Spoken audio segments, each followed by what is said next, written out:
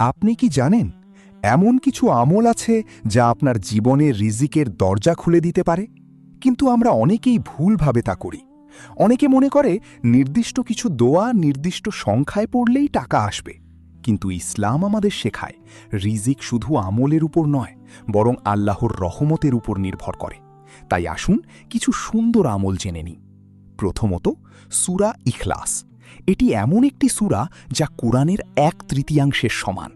নিয়মিত এই সূরাটি পড়া আমাদের জীবনে বরকত এনে দেয়।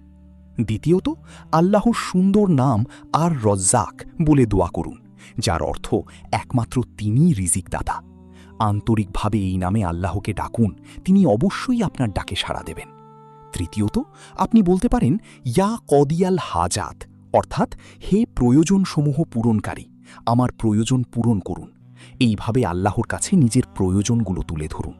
আর সবচেয়ে গুরুত্বপূর্ণ আমল হল ইস্তিগফার বা ক্ষমা প্রার্থনা। হজরত মুহাম্মদ সাল্লাল্লাহু আলাইহি ওয়াসাল্লাম বলেছেন, যে ব্যক্তি বেশি বেশি ইস্তিগফার করে আল্লাহ তার জন্য রিজিকের রাস্তা খুলে দেন। তাই নির্দিষ্ট সংখ্যা খোঁজার চেয়ে নিয়মিত দোয়া করুন, বেশি বেশি ইস্তিগফার করুন এবং আল্লাহর উপর পূর্ণ ভরসা রাখুন। ইনশাআল্লাহ আপনার জীবনে রিজিকে বরকত আসবেই।